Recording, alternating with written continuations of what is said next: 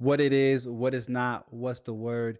This your number one sports talk show, all things sports. You are now tuned in. I am your co-host, Small Town EP, live from Atlanta, joined by your host, Wade Julian, live from New York City. Big Kev Shot It, live from SoFlo, and we are back to give you the real in sports. Speaking of Kev, Big Kev Shot It. Big Kev did shoot and has been shooting the Miami Pro Am League. Man, good to have you back. Tell us a little bit about your experience doing that this season. Yeah, man, it's been a fun experience. I got started last year just showing up to uh to a few games, and this year I'm working more closely with the actual media team. So it's been a dope experience. Shout out to my boy Spike Ali. Rec is running things over there, so it's been a real good experience. Just getting to pull up to basketball games and just uh, taking the experience of the pro league as it is cool, and then being able to capture it on camera is even cooler. So yeah. That's fire. One of June's homies that I know through June is one of the coaches for one of the teams. So I don't know if you've seen him around or not, but I'm sure that you have. But we got a lot to get into. Let's get right into it. And we'll pick up where we left off with international play. The last part was strictly international. We'll go right back at it. USA versus Serbia. Yo, June, what were the biggest takeaways that you took from that game? Um, Shit, Steph Curry is gonna show out in the Olympics. I'm not gonna lie. I think Steph Curry is gonna have a huge impact on this team.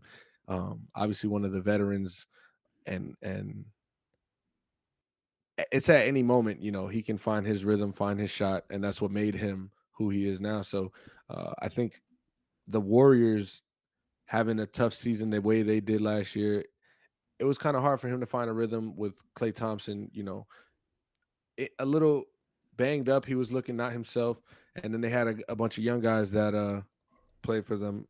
He's gonna remind us, you know what I mean, who he is. And another takeaway I have from today's game is that this team's gonna be able to turn it on at any point. So, and obviously, it's a USA, basketball team. It's full of our all stars, but we saw versus Serbia. We thought it was going to be more competitive, at least with the NBA MVP and two-time Finals champion Nikola Jokic. But yeah, No, Yeah. absolutely. Yeah, I mean, I watched the game.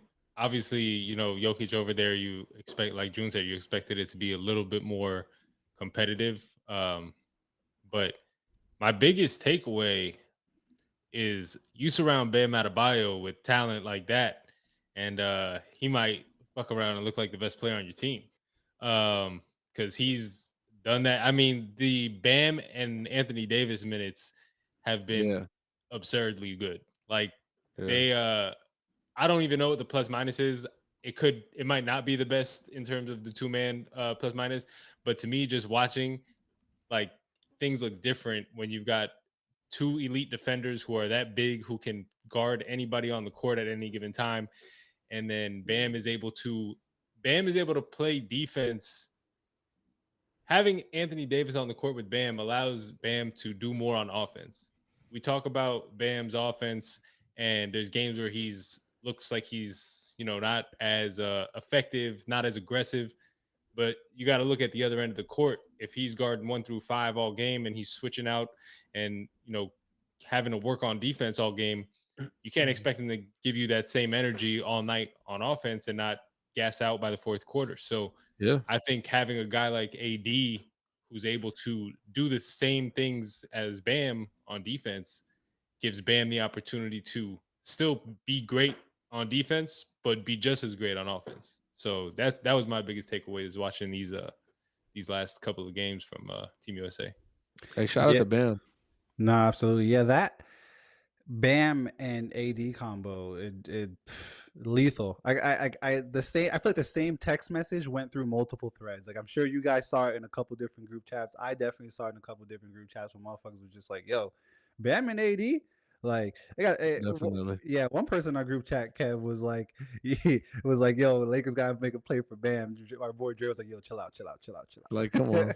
Yeah. That's the franchise. If anything, AD is gonna want to be up out of there when LeBron retires. So Ooh, Hey, damn. You think so? You don't think AD is one of those Laker for life type of guys? I don't Well, think obviously he was 80s. he was He in ain't New he Orleans ain't anything before. for life. Yeah. Yeah, I don't think 80s a stick it out when the going gets tough kind of guy. Mm. To be fair though, he did play a long time in New Orleans. He did That shit get was them tough. from a bad time to, hey, we tried a little bit. We didn't try good enough. Yeah. Wow, age Anthony Davis, Boogie Cousins, Drew Holiday, like talent. But sometimes I think the scenario isn't if it ain't right, it ain't gonna work. So Absolutely. Kev brought it to our attention that the NBA team win totals have been released on the season, gave us the rundown.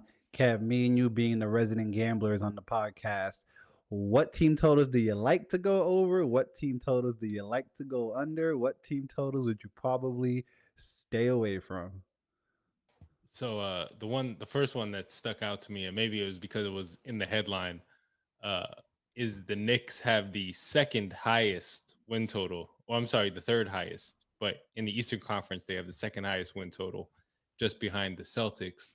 Um, and then their third highest, second is the Thunder. But the last time the Knicks had this high of a win total in Vegas preseason was 97-98, and they went under that year. And I like them to go under this year. I think they're Mm. 50. I think they're a 50 win team.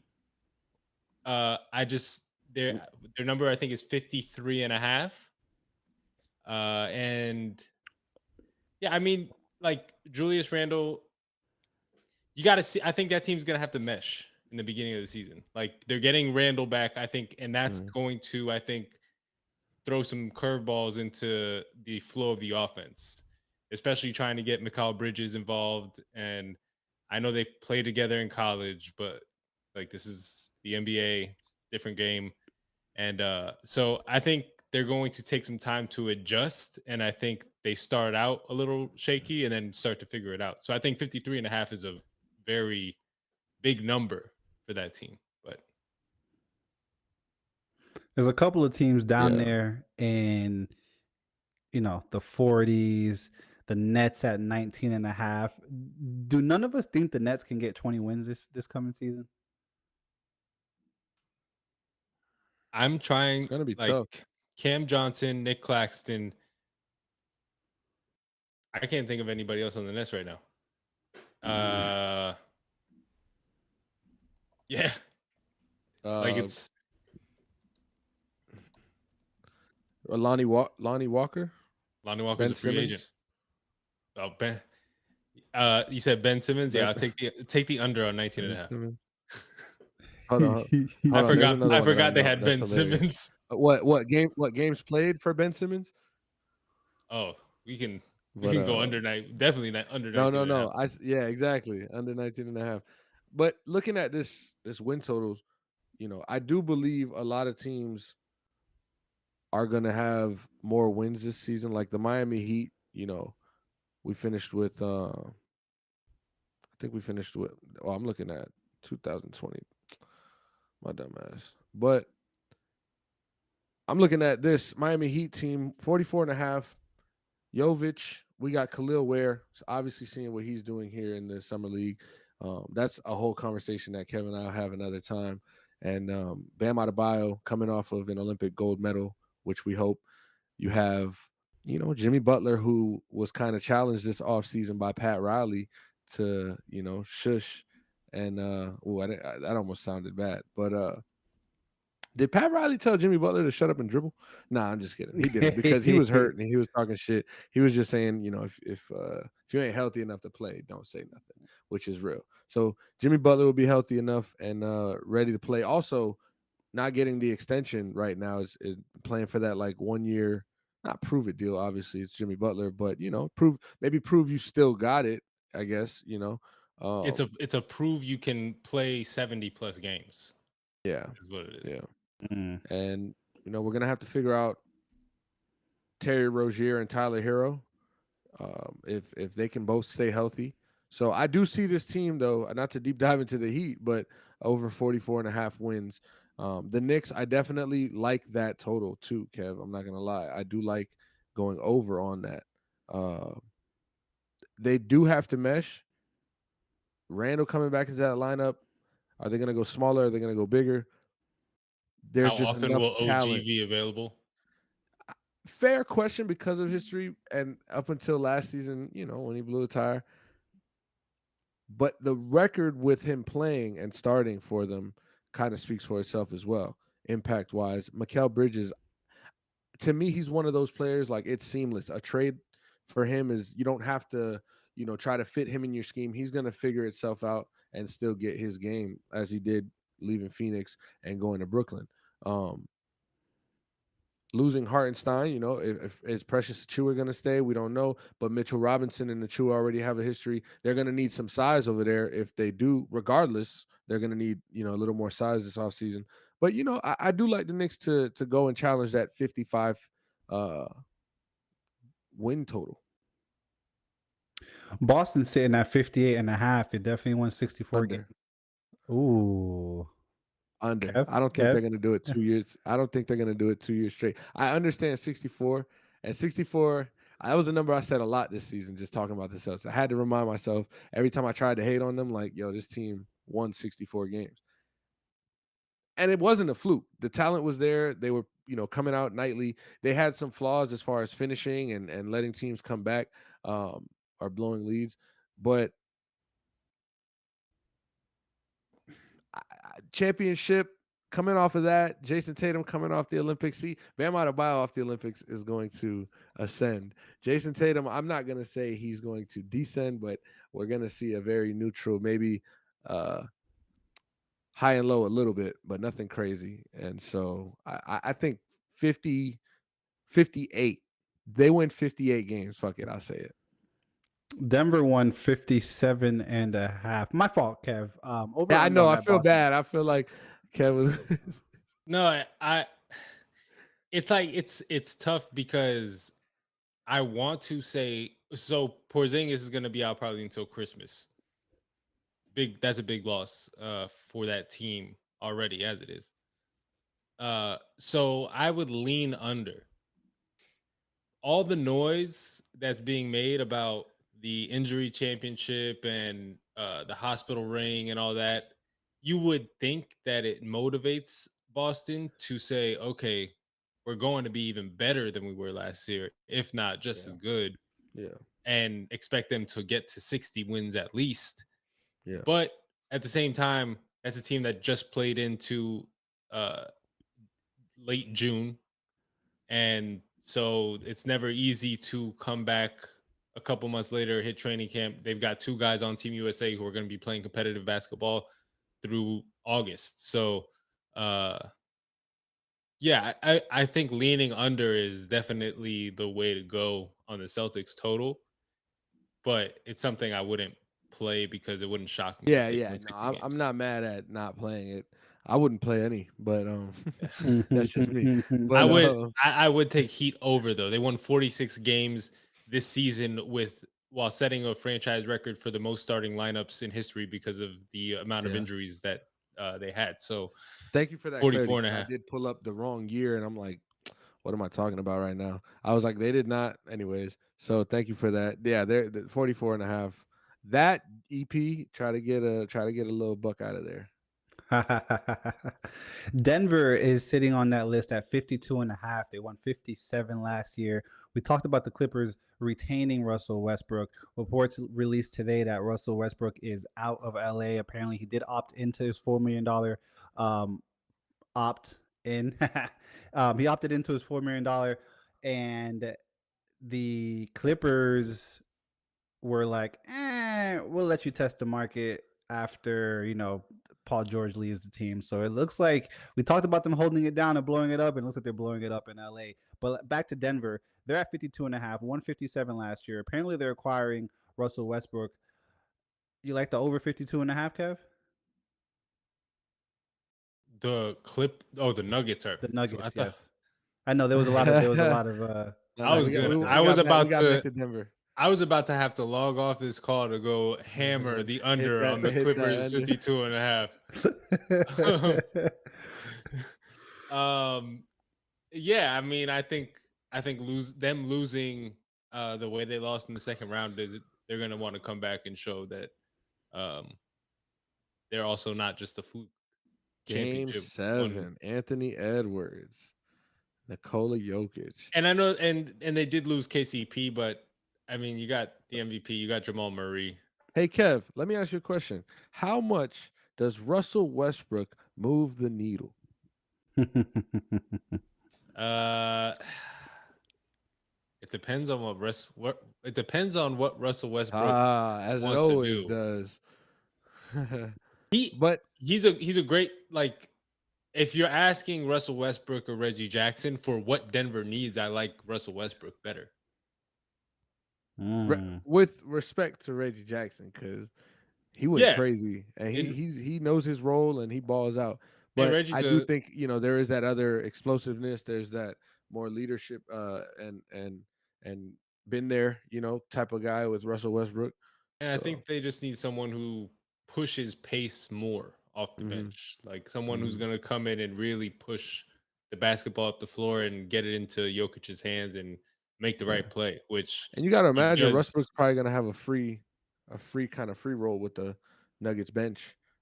Obviously they move the ball around, but and Jokic. The thing is, Jokic stays in the game for most of the game, especially like when it matters. He's barely sits down. So if Russell Westbrook can find his rhythm within that system and with playing with Jokic, then I think that when the bench unit comes in and everything's around, another not a Jamal Murray.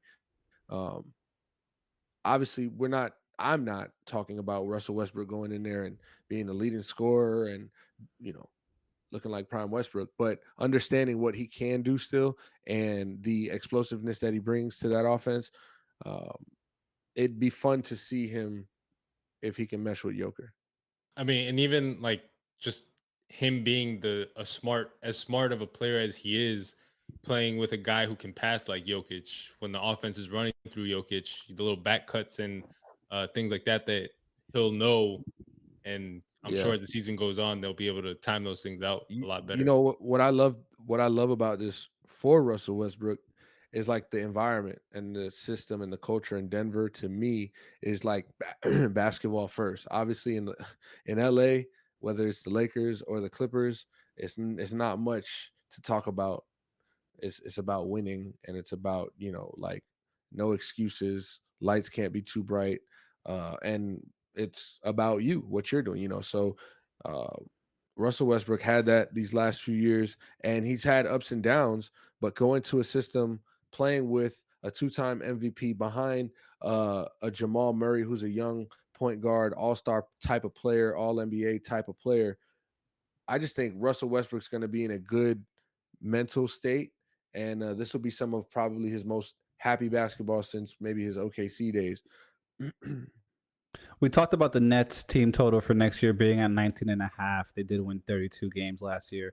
Now, the four teams below them, Toronto won 25 games last year. They're sitting at 30 and a half. So the books are saying, hey, they might win an extra 5, 6 games. Charlotte, that won 21 games last year, is sitting at 29 and a half. The Mm, Washington Wizards, that won 15 games last year, are sitting at 22 and a half for this year. And the Detroit Pistons, who had the worst record in the Eastern Conference, 14 games, 68, 14 wins, 68 losses last season. Detroit team total is sitting at 24 and a half. Which one of these teams, Toronto, Charlotte, Washington, Detroit, Kev, do you think will not win as many games as Vegas is projecting them to win? That's a tough question. Will not win as many games as they're projected to win. Charlotte getting to 30 wins, I think, is going to be tough. Hey, that's the one I was looking at right there too. Rookie coach too, right? They got a new Yeah, coach over there, yeah, yeah. I which don't. he looks like a good coach. I'm not. It's not about that. Um, and off the top of my head, I'm trying to think where he came from. He came from a good place. I think he's from Boston. I think he's the Boston Celtics assistant, went to Charlotte, and so it's not about that per se. It's more so that one, he is a young coach, he is a rookie coach, and then he's coaching a bunch of young guys who haven't necessarily developed all the way for the NBA. So and LaMelo Ball as the helm, and that's I think presents some good, some bad, and a lot of the bad is shadowed by injury, right? And then there's some of the bad that maybe you know what? I don't even want. I think Lamelo Ball is really good when he's healthy, Yeah, and absolutely. his problem is just staying on the court. But defense and effort are two things where, to me, he needs to care about more. I And the think billboard tattoos, but that's neither here nor there. I think a sneaky over is San Antonio 35.5. Wemby That's year tough. 2. 1 year 2 got Chris Hey, Paul with him I now. like I that. feel No, I that like that. I like that a lot. after the Olympics, Mm-hmm. like After he'll just be hosting, flowing yeah, through basketball. Like first year, that's pretty dope. yeah, Uh, First year in the NBA Olympics, and just back into year two, like you're staying in shape, staying focused on basketball. Rhythm is now you're probably even more comfortable because you're playing with for the country. You're not yeah. playing forced NBA basketball where this, that, and the third is nationally televised. And I mean, obviously the Olympic Games are televised, but like night in, night out. And so for Wemby, this could be a really good opportunity to help get that team over the 35 wins. It's still going to be, to me, unlikely. Mm. I like the Chris Paul edition for Wemby. I like, and then I like Stephon Castle in the draft, and also you add Harrison Barnes. Like Yeah. they, I There's think definitely some guys I there. You're think right. they can get close to 40. I like Stephon Castle being mentored by Chris Paul now. Yeah, Like I think yeah. that's huge for his career. Because he does have a pro style, like UConn is like the pro style offense of basketball for college. And, having a guy like Chris Paul, who's such an X and O guy, who's such a cerebral guy, coaching up a kid who's won national championships too now, and is a coachable player who we don't know how good he's going to be in the NBA, but we know that he has a big upside and he was really good in college. And with those factors around him, oh yeah, you're playing against the future best player in the NBA in Victor Yeah. Wembanyama. It does go well together, Kev. I do say that. So Yeah, and I think it's safe to say that Chris Paul will probably not be there towards the latter half of the season. I feel like that just makes most sense. He gets there, he takes care of Wemby, puts him in position to do something down the road. Hopefully, maybe in the postseason playing game, and San Antonio leverages something, pulls off a deal, and sends Chris Paul somewhere to a contending team. Hey, I don't know. I Chris what Paul do, said Chris Paul said playing basketball to him is more important than winning. Like the opportunity for him to play and start and play meaningful minutes means more to him than having a chance to win. So I don't think they would do that to Chris Paul. I don't think Pop would do that to Chris Paul. And I don't think Chris Paul cares to contend if he's playing basketball every day. That's what happens when you go to Wake Forest. we'll, we'll kick it over to the gridiron. A lot has been happening in NFL free agency. Recently, Devontae Adams was on Club Shay Shay with Shannon Sharp and, was asked about potentially being out of Las Vegas. And he said, and I quote, "I'm actively on the Raiders. What do I look like sitting here talking to other people about being on another team? And that's how I still feel about it right now. I'm locked in with the Raiders, and I really feel good about this team. And as far as I know, they feel good about me. If that ever changes, and if I got to a point where they weren't feeling the same way, I ain't done playing. So obviously, we would figure out whatever we needed to figure out." Although he did say that if there was a chance he would leave Vegas, he would prefer to be reunited with Aaron Rodgers. listen, Uh, hold on, Kev. he, Nope, nope, hold on, nope. hold on. Kev, Hold on. go ahead, go ahead, No. go How ahead. telling. I just want to say he didn't say he would prefer. He said that's the only person that he would reunite with. He said, Is if Aaron I'm Rodgers. going to be, yes, well, I'll answer it like this. If I'm going to be reunited with anybody, it would be Aaron. Now, Kev, So how telling are his comments, Kev? no, hold on, Kevin, because that smirk you had and the whole buildup of E just laying out the table for you, it was very smooth and very nice, and you was ready. And I'm not gonna let it be that smooth and transactional. I'm sorry, I have to decline the first payment. Press one if this is not fraud. Press two if it is. But oh man, go ahead, Kev. It's not fraud.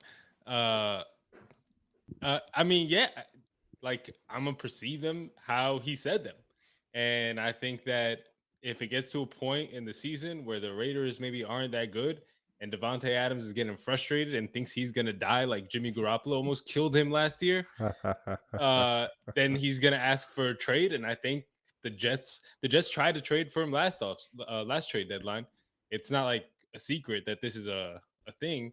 So yeah, I mean, Devontae, doors open. The keys under the mat. Whenever you're ready, just look Keys under under there, the grab mat. the key, We'll open the never do door, you and like Jamal Adams over here, right? never. I so your I question mean, was how. sorry, Go ahead. sorry, No, no, no. because I just think about it. Like, imagine Devonte Adams on one side and Garrett Wilson on the other, and Brees Hall in the backfield. The new offensive line that's been built. Like, man, what a No dream. Randall Cobb. Mike Sorry, Williams Randall. still on the team. Like, it's yeah. I mean, come on over. Shout out to Randall Cobb though. He did. I think he signed with the SEC Network, if I'm not mistaken. Yeah, he did. On an announcer analyst role. E, your question was how telling are his comments, and the answer is simply very. I feel like Perk right now, Big Perk, man. Shout out to Big Perk. The answer is very telling right now. It's obvious that Devontae Adams wants to go to New York and play for the Jets this late in his career and play with his boy Aaron Rodgers after what happened last season. After he kind of knew what was going to happen once Derek Carr left Vegas, he thugged it out. The other comment though, or the first comment I must say that he said was, "Why would I even? What was it? Why would I be talking to you Why would I about?" be talking about joining another team? All right, he says that and proceeds to say, "What was the other comment? But what? But if But if there's anywhere I would like to be reunited with o- Aaron, first name okay, That basis, by the way, first that's name basis. that's a nah. I never cheated on you, but if I did, it would have been with her. like yo, like what the fuck?" And so, yeah, very telling is the answer. And I hope it happens. The Raiders have no business with a guy like Devontae Adams' footwork Nah, they don't. or hands paws. You They know what I'm made him saying? look Like crazy he's last year. and in the new wide receiver show on Netflix, I haven't gotten a chance to check it out, but they had a clip where Devontae Adams is like being super frustrated at times during the game where he's throwing his helmet. He's frustrated. He's like, "What the fuck? I'm gonna die out here," like Kev said.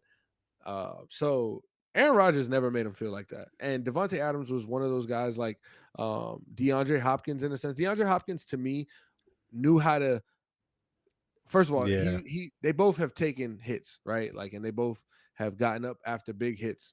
I'll give them both that. But DeAndre Hopkins is one of those receivers where it's hard to get him like clean. So you kind of he's just very shaky. Devontae Adams is as well, but his quarterback was always cautious and had perfect ball placement for him to be able to just, save his receivers. And Devontae Adams he's missing those, right? And Derek Carr was no better than Aiden O'Connell or Jimmy Garoppolo because he'll set you up too. And also like getting hit doesn't hurt as bad when you're scoring a touchdown. Yeah, yeah. Like When you're at losing, least the ball's like in catchable radius and you get hit. It's like I don't think it probably doesn't hurt as bad as like the ball sailing over your head and you still get cracked. yeah. Derek Carr came out and said he was on an interview. I forgot who podcast or what interview it was, but he was talking to them, and the question was like, hey, with the Jet situation, he was talking about how that went. You guys wanted him. He wanted to go to the Jets, and he said that Coach Saleh is one of the reasons why he really, really wanted to be a Jet. He said he loves him. He said if he ever asked him for something, he's got him. Uh, the reason it didn't work out though is because Derek Carr, they told him, "Yo, if you want to be the quarterback for the New York Jets, let us know right now. We make it happen right now." And Derek Carr just respectfully had to decline and say, "Well, it sounds great, but I got to field my other offers and I have to, listen to all the pitches as he should and does have the right to do." And it's definitely something that the Jets understood because he mentioned that Aaron Rodgers was a trade away. Like it wasn't guaranteed that they could just sign him and everybody agrees on something. They had to make some moves, and so Derek Carr wanted to be there.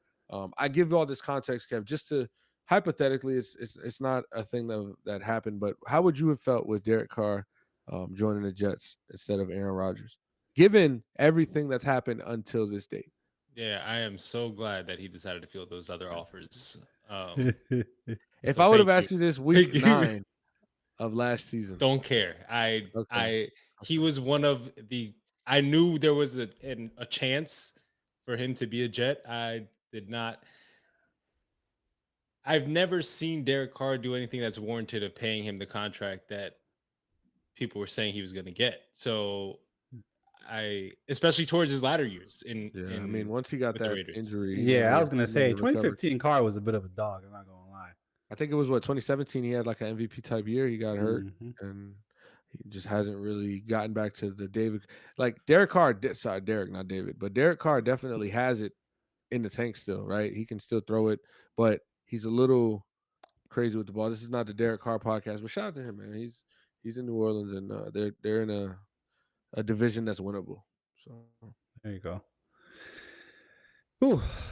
Brandon Ayuk has officially requested to be traded from the San Francisco 49ers, although according to Adam Schefter, other teams that have reached out and spoken to San Francisco have been told the 49ers have no intention of trading disgruntled wide receiver Brandon Ayuk, who, as I just said, officially has requested a trade from the 49ers. They open training camp next week. June, how messy can this get? shouldn't be messy at all. Brandon Ayuk, shout out to him, dog, Pro Bowler, All Pro, winner, outside one-on-one can beat you. It's just the name of the game, bro. Like, Mm. and the 49ers are at a point right now where they have a lot of great players on that roster, a lot of players that's getting money, and he's due, and he deserves it. A holdout's not going to work. They don't have to do anything, as you mentioned, as Schefter said. And if I'm front office, I probably am doing the same thing. It sounds crazy, but you kind of got to do what's best for the franchise. And messy, yeah, like it could get messy, and I said it shouldn't. Depending on the route Brandon Ayuk wants to take, and understanding that he has been a little vocal on social media about this situation and kind of like posting stories or whatever the case is. So um, I'm not uh, I'm not oblivious to the fact that he can take it there or want to really make it a thing, but I would say this: at the end of the day, at least you're playing for a championship contending team. I mean, that's just my public opinion. But in regards to the situation, I mean, yeah, we've seen it. We've seen it a million times, man. And you either gotta fight for your right or play, and then get off that 3. They got 3 years, So And they can let's franchise see. tag him for the Yeah, next let's two see. years. And we just saw a situation in Philly, which we'll get to in a second, where Saquon, doesn't want to be franchise tag. I want to be here long term. I want the money. I know the exact number that I want. Kev, should San Fran just continue to franchise tag him, or would they be better off figuring out a way to get him out of San Francisco? Um,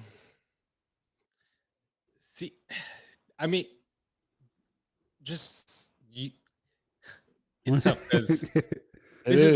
this is like what they went through with Debo 2 years ago, and they ended up paying Debo.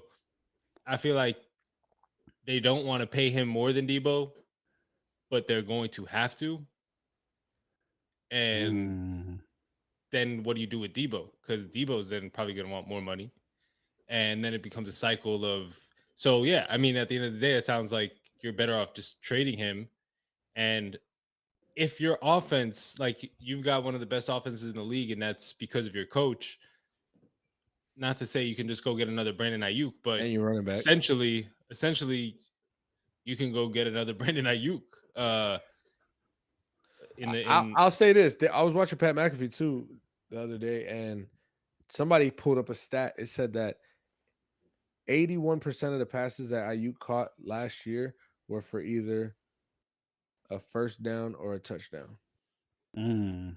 which is crazy. And so I say that to say that Brandon Ayuk could argue the fact that Kev, no, you can't just go get another Brandon Ayuk. And I know to Make another hove. the naked eye, it's like, yeah, we can reproduce this talent and find it somewhere else. Not reproduce, but find this talent somewhere else and fill that, whether it's just a little bit less or at the same level of IU. But it's not going to be right away. And two, for what Ayuk is doing right now for you guys, it fits. He knows the playbook, he knows the scheme, he knows the quarterback. He's veteran, and you guys won a lot of games because of Ayuk last year. So I Shit, think they almost should won a sign Super him. Bowl because of Ayuk last Exactly. year. Exactly. I think they should sign him, re-sign him for that. Um, but they do have the ability to just kind of play it cool right now, you know. But also, like, 1,000%. do they if he's not going to be on the field? Because then Do you think he Le'Veon Bell's the situation? I don't. Nah. I don't think so. But I didn't think Le'Veon Bell would Le'Veon Bell the situation either. I think we didn't until we kind of did, and then we was like, yeah, we do. I think so though. Like Le'Veon, I think we knew with Le'Veon Bell a little bit. I don't think Ayuk is going to sit out 16 games. He's going to lose too much money anyways. Like, and I get because it's not like he's not making a lot of money by playing this year. Is that he's not securing future, and Right. that's everything. I get it, and I'm not saying you got to just play under your contract. Like, nah, fuck, do what you want to do. But I don't know that he's gonna go and lose on that money. And any type of fines. You know, fine money is expensive, and then game checks is your salary. So The he's gonna. players. Sorry, go ahead. I was gonna say he's gonna have to really like sit with his agent and maybe even some family and really come down to a tough decision that he has to make on what he wants to do. If, as it stands right now, they're not going to trade him and they're not going to pay him. The Players Association has to figure something out with the franchise tag because it has to be fair to both sides. To Yeah. where if maybe if you get hurt, there's a contract that's worked out tentatively to you getting hurt, and you get a certain number guaranteed or something. Because Yeah. for I mean, it is. It's like insurance for your future. Yeah. Most NFL guys don't play more than 5 years in the league. Mhm. And so, you gotta secure it while you can because you never know in football when tomorrow's the last snap that you take. Yeah. So yeah, something I think needs to be done as far as the franchise tag, because you can't just keep giving a guy 1 year, 1 year, 1 year. And yeah, it's at an average of the top 5 guys at your position's money, but that money is here today, and then next season it could be gone because I got hurt. Yeah. So And shout out to Ray Cam in the chat saying trade at you, go Pack, go 49ers downfall. I can't wait. Mentions Le'Veon Bell's, recent extracurricular activities, but we'll leave that in the chat preferably for Hey now. yo, I don't even want to. I know what that shit says. I don't even know. Hey man, we'll keep it on the gridiron and we'll take it over to HBO special Hard Knocks with the Giants that are being displayed right now in this off season. And we now have a much clearer picture of what happened in real time with the Saquon Barkley debacle, for that matter. I want this. Hey, we're not willing to go there. And pretty much you can go see if someone else will give it to you. We don't think they will, but you could go try, right? And now that we have a Alright. clear, I bet hit him with the Alright. blue face. And now that we have a alright. clear picture, does the loss of Saquon look better or worse for the Giants, June? I mean, bro, you put that shit on HBO with the camera crew there, like it looks worse. Like this is one of those things where, Especially when the guy upstairs is like, "Yo, I'll be really tight if he goes to Philly." and Mara's like, if we lose Saquon, I'll lose sleep. Like, and I appreciate the candidness in everything that they're doing because this is really how it goes, And I like the conversation that Joe had with Saquon, just kind of like informing him, like, "Yo, how you doing?" And you could hear through the conversation in the episode. I think that was the second episode, maybe, or Hmm. it might have been the second one. But the conversation between Saquon and Joe, he's on the phone. He's like, "Hey, how you doing?" He's like, "Nah, I'm on vacation, chilling." He's like, "I hope everything's going good." He's like, "Yeah, we're good." And it was very Literally. like dry, like we not at war right now, but we are at contract number war. And so for this time, I'm going to put my business face on and kind of address you as such. And uh, way to stay in your ground and get more money, Saquon. Shout out to you, because as a running back in this league, we know it's a tough thing to do for your second or third time getting paid.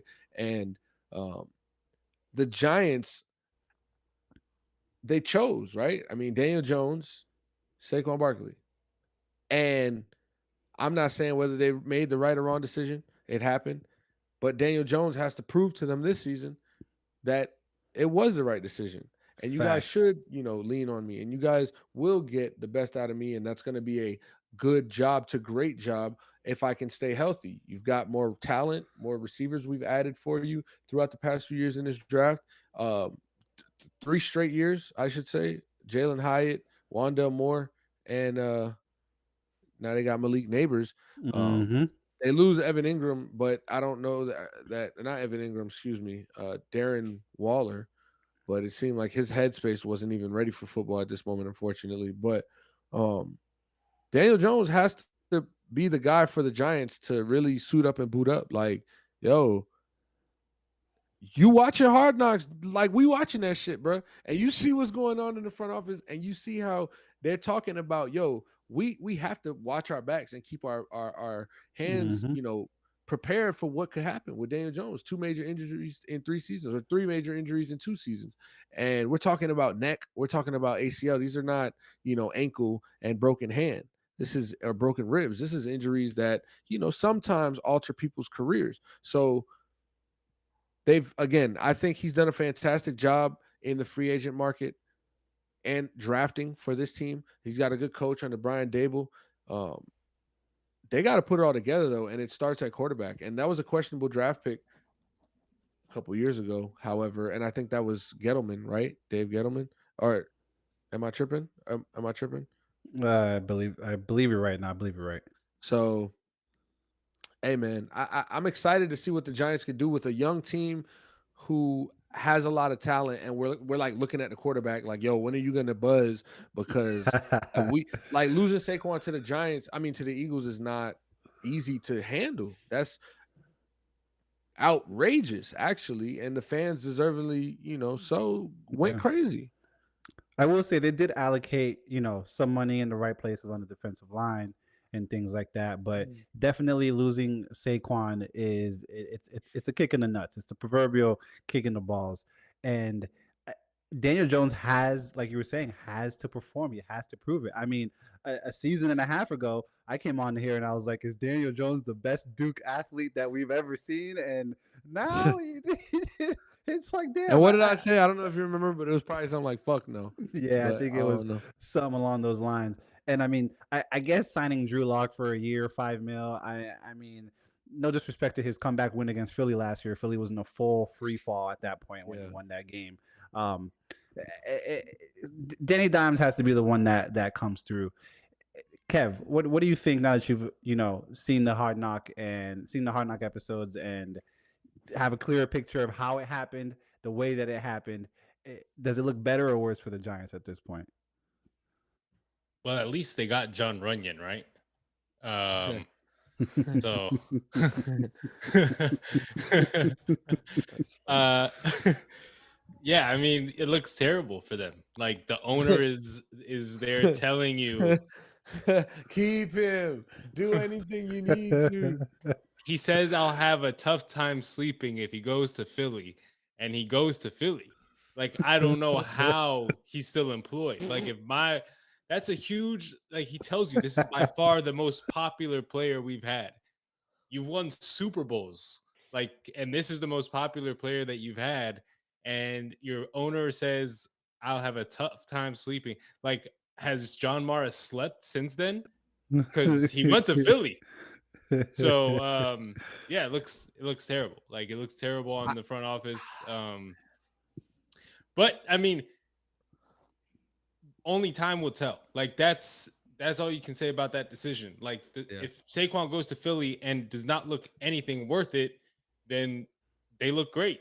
Like the front office looks great, and if the Giants end up being better than Philly, then they look even better. So if they can put clearly, I mean their biggest concerns were offensive line and bringing Tyrod Taylor back as the Yeah. backup quarterback.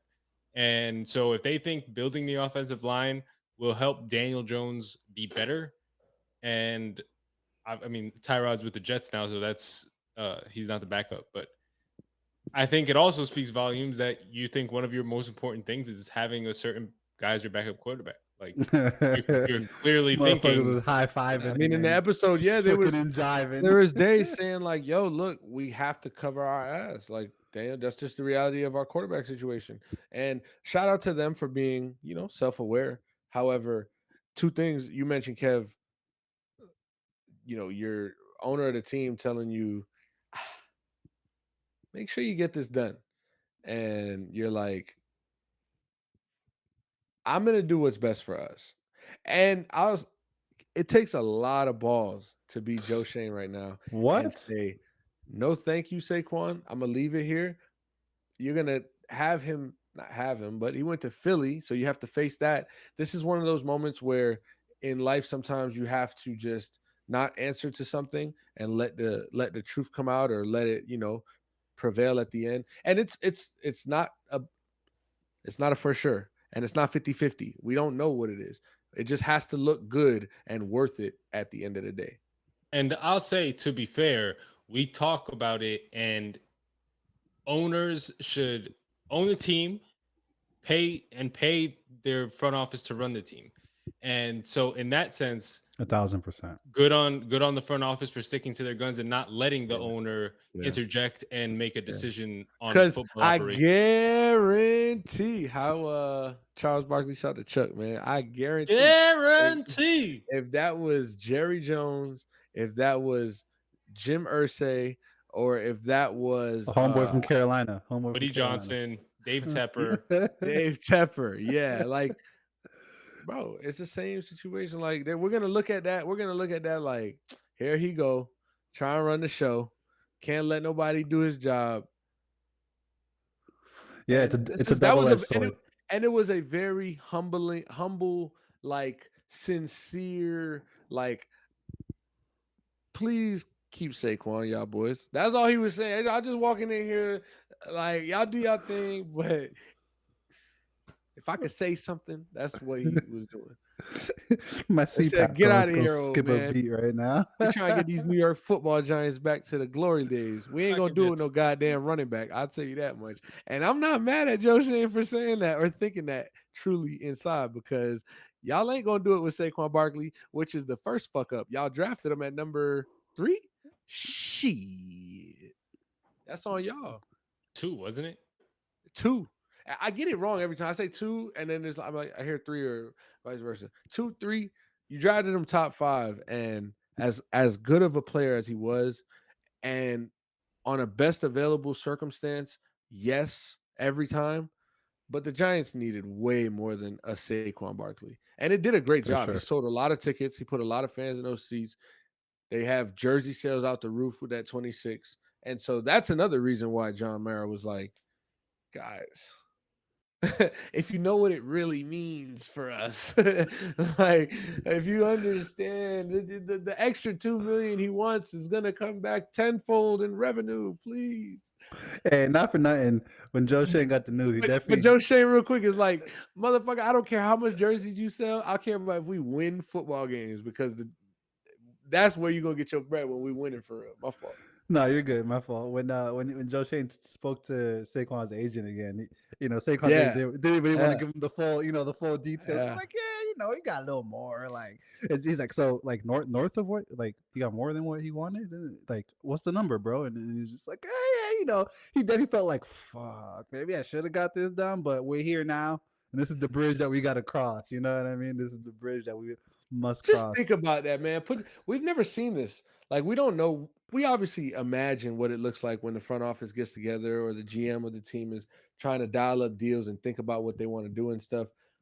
But it's a real life situation, bro. He probably got kids at home. He got a wife, and he is in the New York Giants facility probably for 16, 17 hours a day, I bro. thought about Like, that. I thought about that. and just they go home to sleep. If that, they don't even go home sometimes. They stay in the office, bro, and just wake up and think about how to make the team and the organization stronger, and more complete. And so shout out to all the GMs in the NFL, because Yeah, that's like one of those dream jobs, but one of those jobs that's like once you get there, it's like Jesus Christ. I love it, but it bro.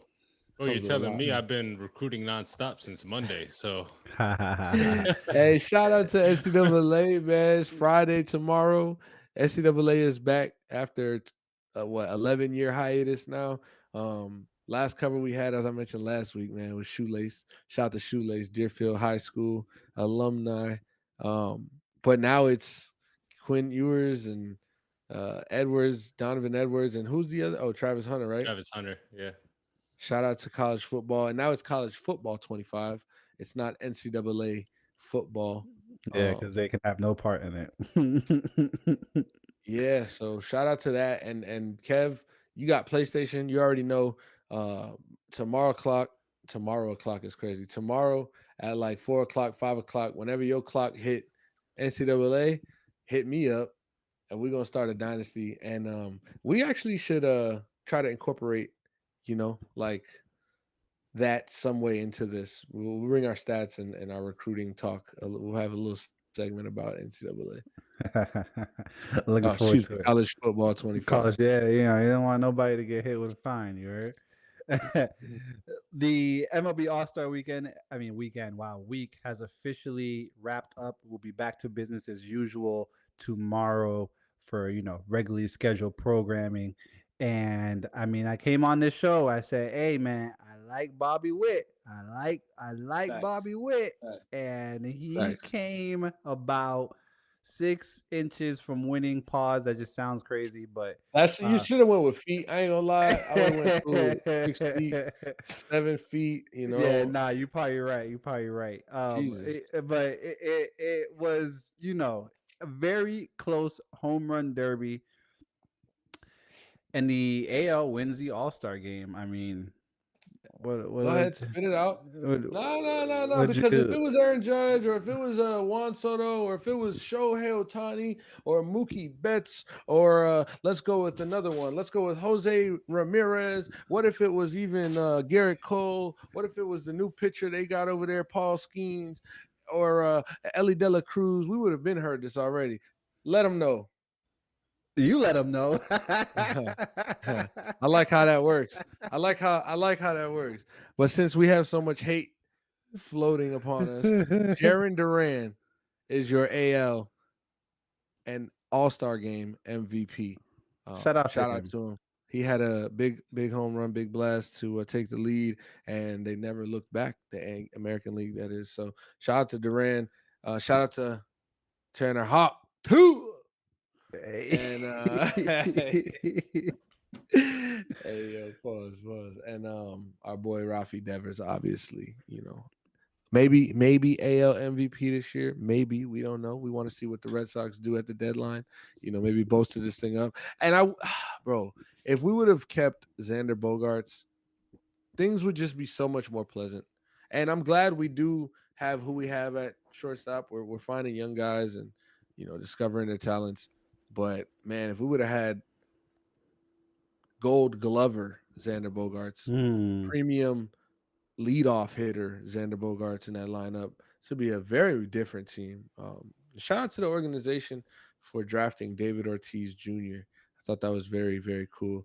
LeBron James, you started the trend, and you set the precedent. If the kid is available, you get the kid. There it is. Uh, Oh. I can't let June get away with calling Devers the AL MVP when he plays in the same league as Aaron Judge, who's gonna win the MLB Triple Crown, not just the American League Triple Hey man, hope he keeps hitting the ball the way he is, man. I know he will. We'll kick it over into the and other news segment.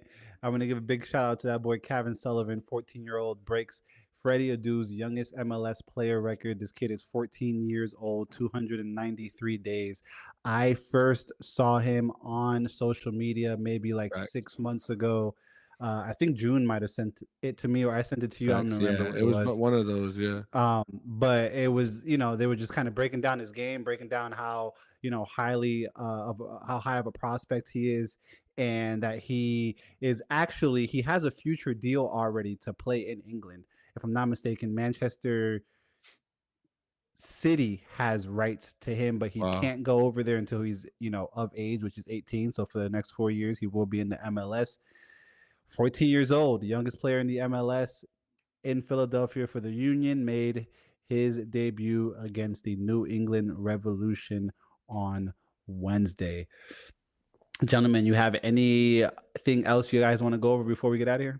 Well, just on that same situation, Freddie Adu, man, shout out to that. That was a name I haven't heard in years. When I read this article, I was like, oh, that's right. That's why we knew Freddie Adu for real. Like, Mm-hmm. and I don't say that jokingly or trying to slight him. Obviously, he had the talent to be 14, 15 in the MLS. But like that was the story behind Freddie Adu being such a young kid playing professional. And I mean, honestly, I didn't think we'd see another one. And 14 years old, bro.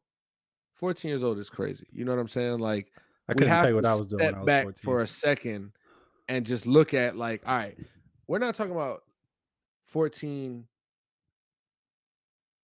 playing high school basketball, starting on your varsity or soccer team, starting on your varsity soccer team. We're not talking about being the 5-star recruit from XYZ University or whatever the case. But like at 14 years old, this kid is playing professional soccer in the United States, and the reason he's not in Europe playing with the better people is because he's 14. So I think that's pretty cool. It shows Kev, if you get him right, man, you know what I'm saying? You talking about 18 years old is my retirement plan, 18 years old, 18 years old. Nah, bro. 14 years old. And Hey, Caleb has to set the new trend. Bitch, I'm 13 out here. What Y'all up? sorry ass. I'm 13 out here. What up? 670 I'm 12 and 628 days old. 12 and 628 is crazy. I did have one last thing because I meant to talk about it when we were talking about the over and unders on the win totals. If you're gonna gamble, please do it responsibly because Facts. 1 in 4 bets for rookie of the year are coming in for Bronny James. Please, if you want to place a bet on Bronny James to win rookie of the year, I can Cash App. I was thinking this, Kev. Cash App. Well, there's the ATS ATS pod. pod. We'll Fuck just it. split it 3 Yeah. ways. ATS pod. Just send it there. We'll split it 3 ways, and it will go to a better cause than sending it to ESPN Bet. We should So, start trying to talk to the betters of the world who put bets on bullshit and anything just to see if it hits. Well, why don't you invest with all things sports? Be an investor, become part of this family. And if we do hit, you know what I'm saying, for lack of other words, you'll be a part of this. You know what I'm saying? Yeah. For the record, just like Kev said, gamble responsibly. I want to say we are not financial advisors, CPAs, none of that. Never. So Never. don't And think. I speak for both of I speak for all three of us. We don't care if you win or lose, by the way. I only care if I win or Facts. lose. Yeah. Big Fendi. Ladies and gentlemen, boys and girls, children of all ages, as we cross over this 58-minute mark, this has been your Thursday evening All Things Sports Talk Show, your number one sports talk show, brought to you by Small Town Productions. If you tapped in on the live, shout out to Ray Cam, shout out to Strictly in there later on in the show. We appreciate you so much. If you're tuning in after the fact, could have been anywhere in the world, but wherever you are, you're here with us. We'll see you guys on Monday.